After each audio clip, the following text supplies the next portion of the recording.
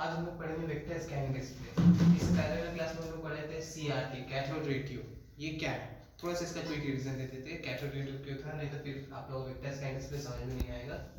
Cathode ray tube जो था वो था स्लैब में इलेक्ट्रॉन्स जो होते हैं, एक इलेक्ट्रॉन गन्स होता है, उसमें यूज होता है। ये मेन काम करता है, इसका काम होता है स्क्रीन पे कुछ डिस्प्ले करवाना।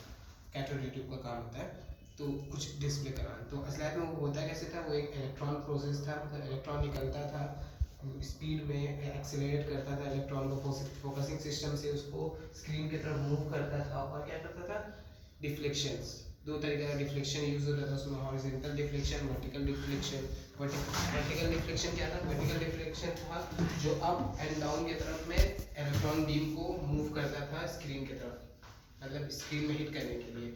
और सेम हॉरिजॉन्टल डिफ्लेक्शन क्या काम करता था, वो काम करता था लेफ्ट एंड राइट की तरफ उसको मूव करता था कि हिट कैसे करेगा वो इलेक्ट्रॉन बीम जो निकल रहा है। और हम लोग का स्क्रीन जो होता था उसमें स्क्रीन पे होता था फॉस्फेट स्क्रीन होता था, फॉस्फेट कोटेड स्क्रीन। वो क्या काम करता था, वो स्लैब में जो इलेक्ट्रॉन बीम हीट करता था तो वो उसको ग्लो करने में काम करता था, जिससे हम लोग को विजुअली स्क्रीन में दिखे, सामने वाला पर्सन जो होगा वो उसको स्क्रीन में दिखेगा कि क्या जो हम लोग का इलेक्ट्रॉन बीम जहाँ हिट किया है वो चीज़, जैसे वो अगर एक डॉट में जगह हिट किया है तो वो डॉट हम लोग को स्क्रीन में दिखे। पर स्लाइड में CRT से हम लोग पूरा कैरेक्टर, पूरा लाइन, पूरा डॉट, ये सब तो पूरा पूरा ये नहीं कर सकते थे, इसलिए उसको डिस्क्राइब करने के लिए आता है दो चीज़, वेक्टर स्कैन डिस्प्ले और रास्टर स्कैन डिस्प्ले। अभी हम लोग पढ़ेंगे वेक्टर स्कैन डिस्प्ले कि वेक्टर स्कैन डिस्प्ले से कैसे होता है। वेक्टर स्कैन डिस्प्ले स्लाइड में है, मेन इसका है वेक्टर स्कैन डिस्प्ले का डिस्प्ले कंट्रोलर, ये है मेन, इसी से मेन स्लाइड में काम होता है, जो हम लोग का CRT से कनेक्ट होता है डायरेक्ट। और इसका डिस्प्ले बफर मेमोरी, ये जो मेमोरी है इसी में हम लोग का मतलब जितना भी स्क्रीन में कुछ दिखता है, सारा कमांड्स हो गया, सारा कुछ हो गया, सारा कोऑर्डिनेट्स हो गया, जो भी है सब इसी में रहता है, डिस्प्ले बफर मेमोरी में। और ये जो है डिस्प्ले कंट्रोलर, ये स्लाइड में हम लोग कंट्रोल क्या चीज़ से होता है, कीबोर्ड माउस से होता है, जो इसमें लिखा है वह समझ में आएगा। और इस ये CPU से हम लोग का मतलब CPU को तो समझ सब जाते हैं ये क्या है, CPU ब्रेन बोला जाता है कंप्यूटर का। तो CPU ही से इंटरेक्शन डाटा करता है और फिर वो जो हम लोग कमांड यूज करते हैं उससे स्क्रीन में दिखता है। जैसे कि अगर इमेजिन करते हैं एक ये हम लोग का एक स्क्रीन है, ठीक, अब हम लोग इसमें एक डॉट दिखाना है, डॉट, सिंगल डॉट दिखाना है, तो वो कैसे दिखाएंगे। तो ये जो डॉट है समझ लीजिए ये A पॉइंट पे है, तो ये A पॉइंट पे ही क्यों दिखा, कैसे दिखा, क्या इसके पास कोई कोऑर्डिनेट था। तो हाँ, इस ये जो डिस्प्ले बफर मेमोरी है इसमें कमांड हम बोले नहीं, अभी सारा पॉइंट का, लाइन का, कैरेक्टर का जो भी है सारा कमांड इसी में रहता है, तो इसी वजह से दिखता है डिस्प्ले बफर मेमोरी के। तो इसका भी कुछ कोऑर्डिनेट होगा x, y लाइक, तो ये कोऑर्डिनेट जो है वो दिखेगा इसमें होगा, इसी वजह से हम लोग को A पॉइंट पे ही वो कोऑर्डिनेट से वही चीज स्क्रीन पे दिख रहा है। और इसमें यूज होता है ऑब्वियसली मतलब CRT का यूज हो रहा है, जो हम लोग का डिफ्लेक्शन कर रहा है, हॉरिजॉन्टल वर्टिकल वो सब तो CRT कर रहा है मेनली। डिस्प्ले कंट्रोलर से हम लोग कंट्रोल कर रहे हैं कि हम लोग स्क्रीन में दिखना क्या है, दिखाना क्या है। और बफर मेमोरी जो है वो सब डाटा को स्टोर करके रखा है कि जिससे हम लोग स्क्रीन में सब कुछ साफ साफ दिखे।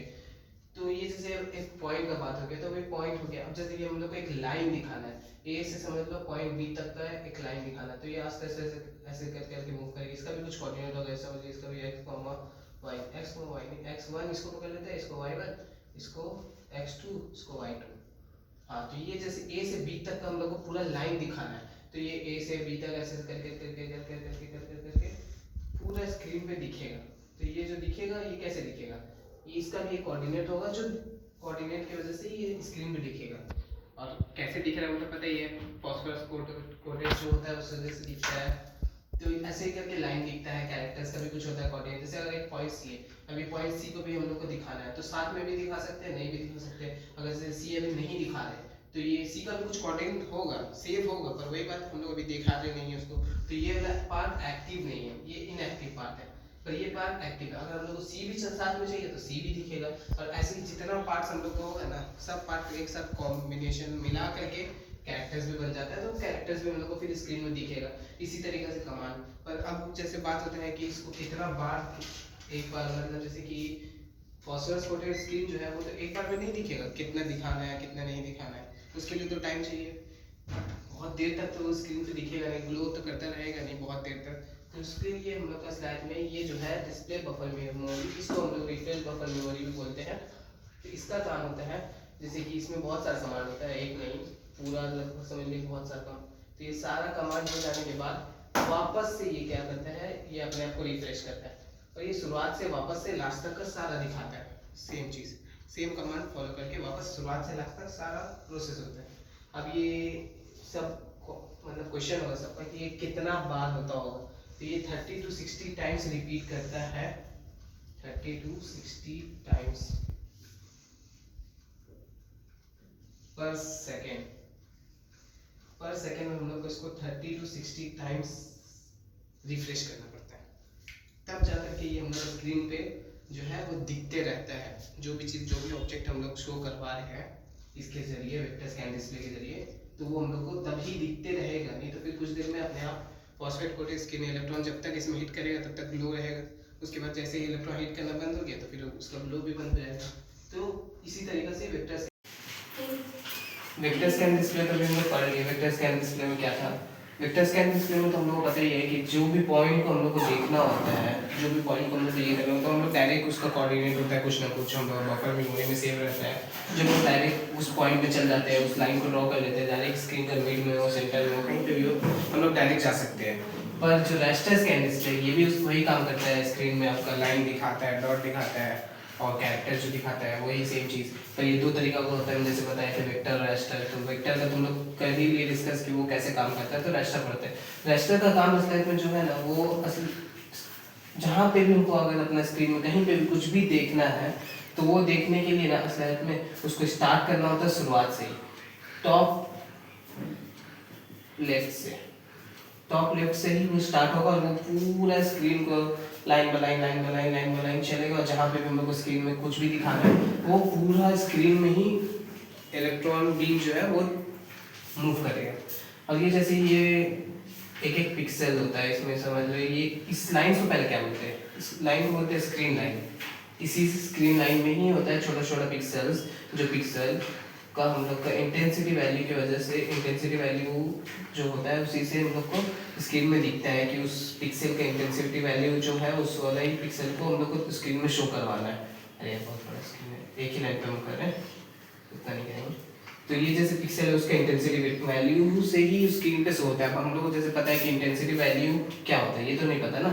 तो इंटेंसिटी वैल्यू का काम ही होता है, जैसे कि इंटेंसिटी वैल्यू बता रहे हैं,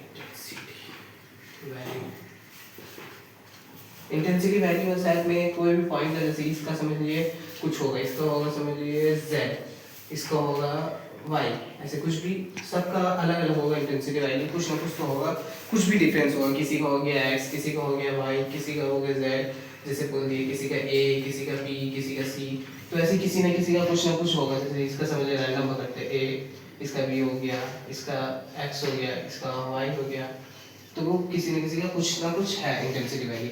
तो जैसे कि हम लोग स्क्रीन में डॉट दिखाना है x पॉइंट पे, तो उसका इंटेंसिटी वैल्यू x है, तो वो हम लोग को पूरा स्क्रीन इलेक्ट्रॉन बीम यहाँ से स्टार्ट होगा, वो x पॉइंट पे जाकर के स्क्रीन पे वो चीज़ जो होगा वो शो करेगा, स्क्रीन पे x पॉइंट पे ही हिट करेगा और उसको ग्लो करेगा इलेक्ट्रॉन बीम। और जैसे फॉस्फेट कवर होता है तो इस वजह से वो ग्लो करेगा आराम से। अब जैसे कि ये हो गया, अभी तो सिर्फ फर्स्ट लाइन का है। इस टाइम में ना जब स्क्रीन लाइन का जब टॉप टू लेफ्ट जाता है तो उस टाइम में हम लोग को जो ये रहता है वो ऑन मोड में रहता है, ऑन मोड में रहता है। और फिर जब ये सेकेंड लाइन की तरफ जाता है ऐसे करके, तब ये जो होता है ये तब ऑफ मोड में चल जाता है। तब हम लोग का स्लाइड में इलेक्ट्रॉन बीम जो होता है वो ऑफ मोड में रहता है, तब वो ऑन मोड में नहीं रहेगा। और इसको हम लोग क्या बोलते हैं, इसको हम लोग बोलते हैं हॉरिजॉन्टल रिफ्लेक्ट, हॉरिजॉन्टल रिफ्लेक्ट बोलते हैं। और यही सेम प्रोसेस फिर इसमें जैसे फर्स्ट स्क्रीन लाइन में चला, फिर ये इस तरह से वापस ऑफ मोड में, फिर ये ऑन मोड में आ गया, और ये पूरे स्क्रीन में पूरे मतलब सब में ही पिक्सल होगा कहीं ना कहीं पे, और जो भी इंटेंसिटी वैल्यू होगा उस हिसाब से हम लोग को शो होगा। फिर ये सेम चीज़ ऐसे करके ऑफ मोड में जाएगा, फिर ये थर्ड लाइन शो करेगा, ऐसे ऑफ मोड में जाएगा, फिर फोर्थ लाइन शो करेगा, फिर ऑफ मोड में जाएगा, फिफ्थ लाइन शो करेगा, ऑफ मोड में जाएगा, फिर फाइनली ऑन मोड में, और ये बॉटम राइट तक का पूरा जाएगा हर बार। अब हर बार स्क्रीन में कुछ ना कुछ एक पॉइंट दिखाना है तो एक पॉइंट के लिए पूरा स्क्रीन में ऐसे ही top left to bottom right तक जाएगा। फिर वापस जो होगा ये पूरा वापस रिपीट करेगा, पूरा बॉटम राइट से डायरेक्ट टॉप लेफ्ट में जाएगा, इसको बोलते हैं वर्टिकल रिफ्लेक्स। तो हॉरिजॉन्टल और वर्टिकल का तो समझ में आएगा कि हॉरिजॉन्टल इसको बोलते हैं, वर्टिकल इसको बोलते हैं, एच लिख देते हैं यहाँ पे और इसको लिख देते हैं वी। तो हॉरिजॉन्टल कैसे होता है, वर्टिकल रिफ्लेक्स क्या होता है। तो ये जो है असल में इसी से स्क्रीन में कहीं पे भी हम लोग कुछ भी दिखाता है तो ये इसी वजह से ही दिखाता है। रास्टर स्कैन डिस्प्ले का मेन प्रोसेस ही ये है कि ये ऐसे करके ही स्क्रीन में दिखाता है।